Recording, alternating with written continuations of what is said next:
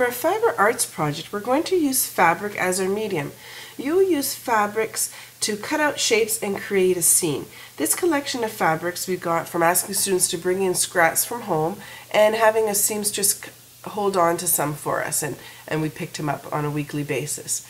I'm going to start by just choosing 3 fabrics, and you don't want your students to choose more than 3 or 4 fabrics because this will create unity and harmony just by limiting the number of colors and textures and patterns throughout the piece.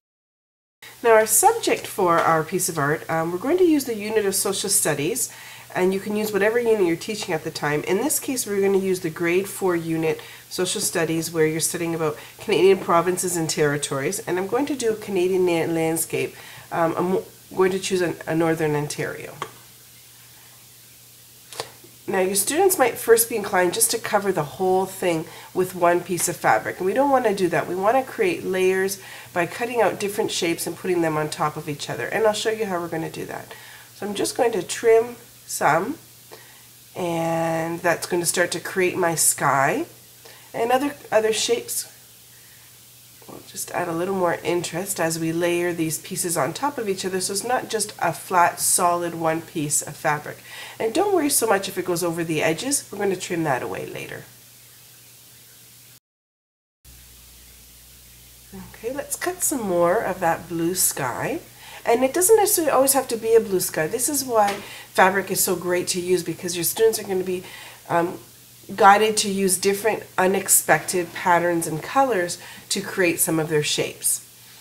I'm just cutting some more just to fill in a little bit more of the area for us, and just one more piece to go into the center. Now encourage your students to use unexpected colors and fabrics. So let's push that all out of the way, and I'm going to use just white glue to attach my fabric. You can either put the glue right on the board itself or attach or put the glue onto the fabric as you attach it. And let's layer that down, and again keeping in mind we want things to go on top of each other. I have my sky down already, and this striped fabric I'm going to use as my forest floor. I think it'll make for an interesting background. I've chosen the green earlier, and this will be my tree tops.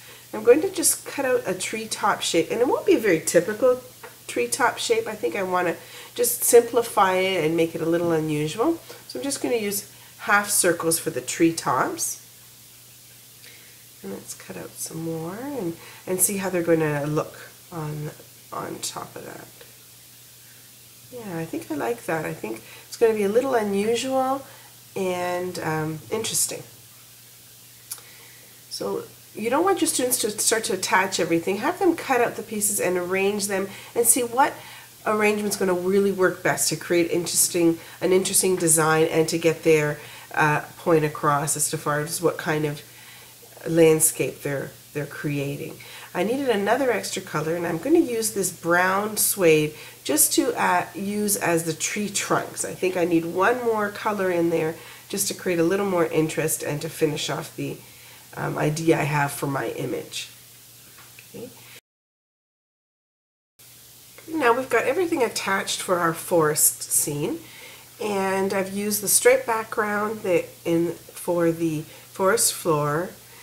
The brown has been consistent, and I did vary the thicknesses of the tree trunks, and that's important. And I varied also the sizes of the tree tops and layered them on top of each other to create interest.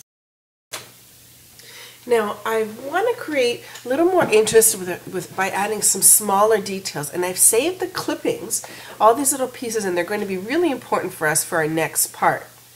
When looking at this piece so far, it does feel like it's overall balanced and harmonious, but we've kept the blue all along the top only, and the forest floor color is all along the back, and the green treetops all through the center, and the trunks just on the bottom half. But in order to create a good degree of unity and harmony, you want your eye to be able to travel all the way around the picture. So in order to do that, we need to start adding details that will cause you to look from the top all the way to the bottom.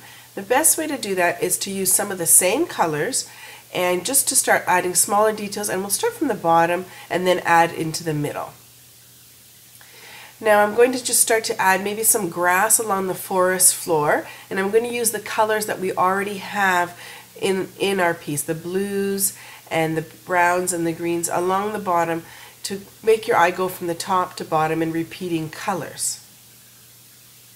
Now I've cut some small little strips that could actually look like grass blades, and that I've used the same colors we used for the sky.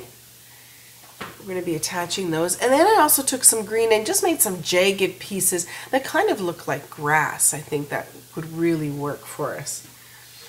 We're going to use those along the bottom. I'm going to use just some white glue and just put little stripes of glue to start with. And then I'm going to just start putting the blue down, and just in all sorts of different spots. I'm going to put some on top of the green as well, but for now we'll just do the blue that's going to be behind the green blades of grass. And your glue will dry clear, so don't worry about all of that little overhanging glue that's squishing out. And let's attach our grass on top. Again, I'm going to apply glue to the fabric itself this time, so I don't have a lot of extra glue. And let's lay it on top. So now we've got a layer of blue grass behind, a layer of green grass in front. So we're adding some depth by having things sitting on top of each other. So you're really creating a foreground here by having this green grass right up close in front. And you don't guide your students to plaster it all flat down. It's nice to have some of the little edges sticking up, because that's what fabric is all about. It has some life of its own. And now I'm going to attach the blue pieces on top. So we've got the blue in the back, some green in the front as far as the forest floor, and now some blue pieces on top. So now we're adding some smaller little details, and this actually adds interest. When you have things that are varying in size and shapes, it makes for a well-balanced and interesting and unifying design. And unity is easily achieved here because we haven't used lots of different colors. We're repeating colors from the top onto the bottom, from the middle onto the bottom. Okay. And now here we've got all the grass is attached along the bottom, but I need some more details. We've got lots of details along the bottom, but I want to add some details into the middle area too as well, and that creates harmony as well when you've got details that are in certain parts of the picture and the same size of details in other areas. Now I want to add a repetition. We've used the blue down there and up there, but now I want to maybe repeat one of the other colors, and I think I'm going to choose the brown. I'm going to use the brown to create some smaller details in the tree tops. I think something that's about in the same size and just right through the middle there. And I'm going to use them in the same scale as what I used along the bottom. We're going to just cut some smaller strips and attach them in the tree tops to add interest and detail and to guide your eye to other parts of the picture. So this brown suede is going to become of use again for us, and I'm just going to cut some small pieces. Here's some little ones I cut previously. These little pieces are going to be used to create tree branches on our tree tops. And it's these extra details that really make a difference on creating an interesting piece of art. Using smaller details in different parts of the picture kind of unite the different areas of your image, as opposed to just leaving larger plain shapes in the middle.